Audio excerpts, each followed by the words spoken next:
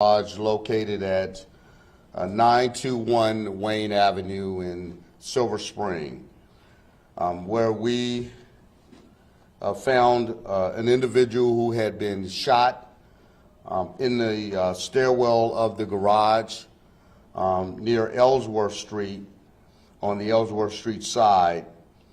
Mr. Charles Reynolds, 62 years of age, from Silver Spring. Our preliminary investigation revealed that Mr. Reynolds was having dinner with his family at a nearby restaurant and had decided that he would take the leftovers from dinner and take those to the vehicle before the family would decide to go and have ice cream at the Ben & Jerry's nearby. After dinner and after a little bit of a time lapse, Mr. Reynolds had not returned. It was determined that there was an individual who was in the stairwell who had been severely injured with lots of blood loss. It was later determined that this was Mr. Reynolds, our deceased individual. We believe Mr. Reynolds had been shot. We do not have any suspects at this point in time. We have been our investigators have been working with local establishments and other entities with video cameras in the vicinity in an attempt to find any video footage which will assist us in this investigation. As I stated, we have no leads at this particular time, and we are asking for the public's help, who may have been in downtown Silver Spring around this time last night, and who may have seen someone or other persons or something suspicious. We would ask them if they would please contact our Major Crimes Division to speak with the homicide detective about anything that they may have seen. Again, as we noted, in the parking garage, this did occur again, as I stated, in the stairwell. We believe on the second floor area of the stairwell in the parking garage. We do know that Mr. Reynolds had his personal property, we believe, is all accounted for on his person. So there were items of his personal items that we know.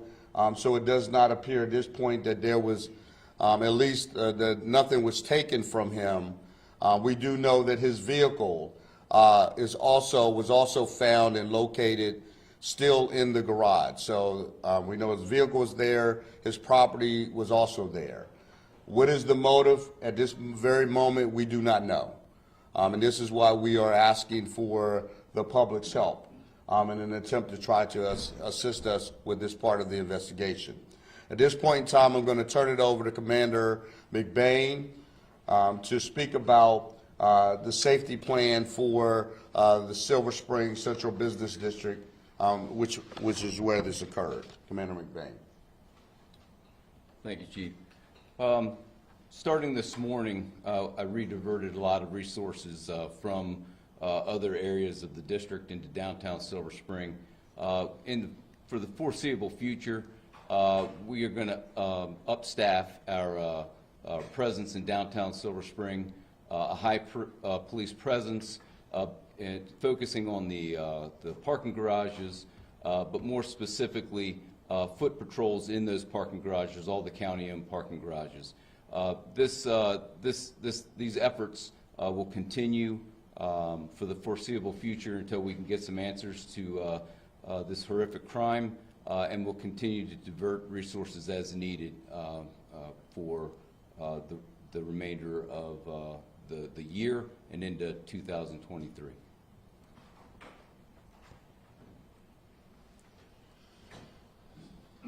So first I want to acknowledge Kate Stewart, council member, who's here. and was friends with the family. This is really tragic, and it's very different, and appears to be very different than other shootings where people knew each other, and this is the kind of random thing that is really most worrisome to people in the community.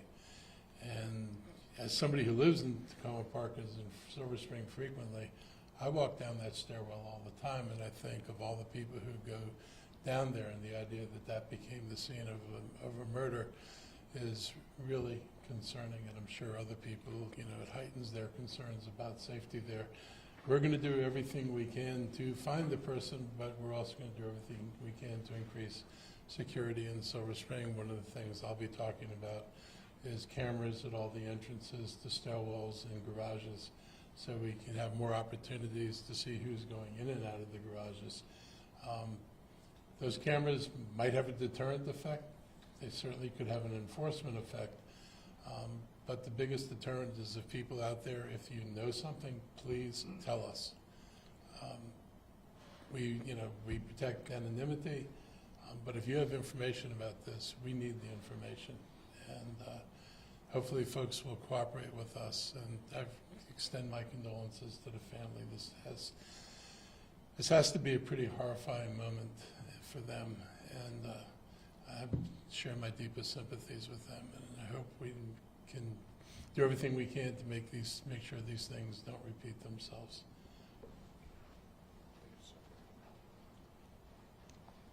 So at this point in time, we will answer a few questions, if there are any.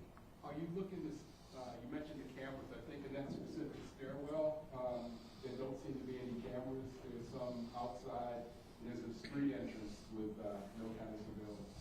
So that's correct. There are no cameras within the stairwells themselves. But again, we know that on the entrances of the garages, we do know that there are several businesses that do have cameras along the corridors of Ellsworth Drive, as well as Fenton Street, Georgia Avenue, and Wayne Avenue. So that's why we're extensively working with many of the business establishments.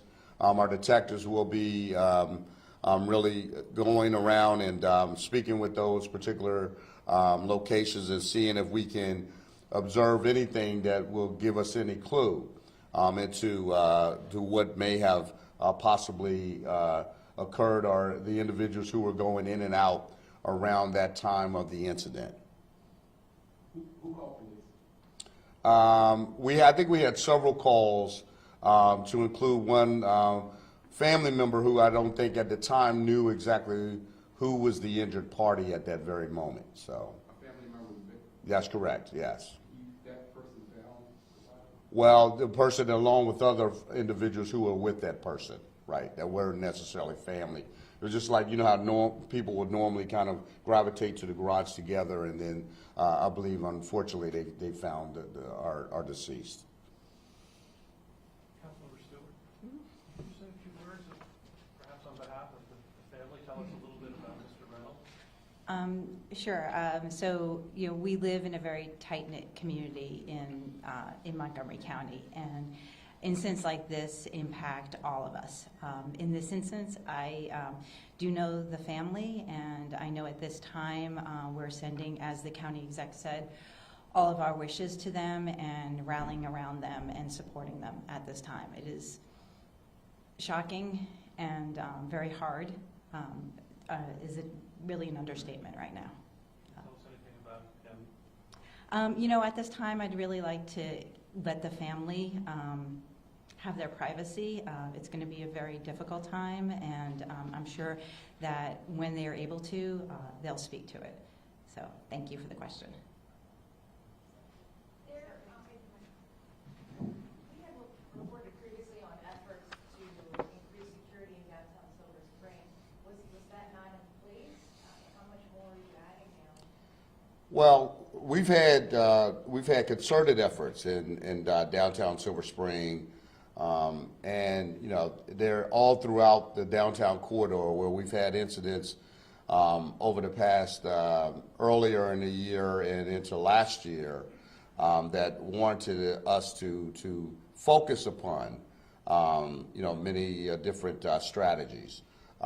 We've had in our highest crime areas of events that have occurred, we've had significant successes with our increased patrols, our increased surveillance abilities in order to be able to deter crime in the downtown corridor. That I think that there have been really areas of success and lower crime in certain parts.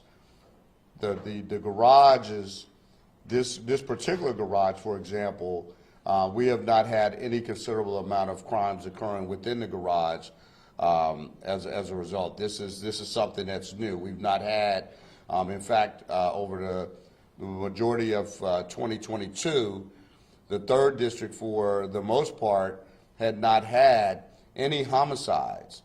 Shootings were considerably down in the central business district. So this is quite troubling to us that we would now see this type of event that has occurred when we've seen many of these events that had dissipated over throughout 2022. And at this point, is there any more information on why the suspect was approached? No idea. I mean, we don't have any idea of a suspect or suspects. In today's environment, particularly with gun violence, we've seen really just a reckless regard of human life in many situations, in the region, not just in Montgomery County, but, we've seen road rage incidents, we've seen people have arguments. We don't know what we have here. We can only speculate. And I don't want to speculate too far because I know our detectives are really at the focus of getting the facts, getting all of the information relevant. As Councilmember Stewart noted, we understand and empathize and have a lot of sympathy for the family, and we need to allow them to grieve. I know they are in total shock. We met with them briefly last night. I know our team met with them, and as I think any family would be, knowing that you're right around the holidays and you're having a family meal, nobody would expect this. So therefore, I think we have to really kind of give them some space. We have to slow that piece down. But on the other side of it, we are vigorously looking for leads, and this is one of the things that we really want to focus on, to have the public to assist us, because we know this is a heavily trafficked area, both with vehicles as well as foot traffic. This Ellsworth Drive is a very popular area where people visit during the holiday season for the very points of visiting the local restaurants and the other commercial establishments there. So we have to believe that somebody saw something. And that's really our big ask for the community, is that there is a family grieving because they've lost a husband, a father, a dedicated family member, and at this point, I would just say it seems to be for no reason at all, even though we don't really know the reason. But I've got to believe that, based upon the circumstances, it's for no reason at all. And I would just plead to the public that if they saw anything, for them to please share that information, even if they think it's minimal. It may be very, very valuable to this investigation.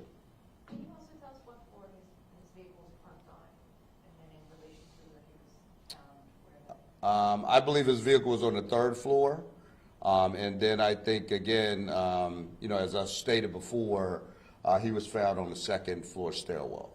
Were there signs of struggle involved? We again, I'm not going to say absolutely not. Again, our crime scene techs, and again, it was a very, very troubling crime scene. So I can't say for sure that there wasn't some sort of struggle that might have occurred in the incident itself. Why do you say troubling crime scene? Because there was lots of blood on the scene.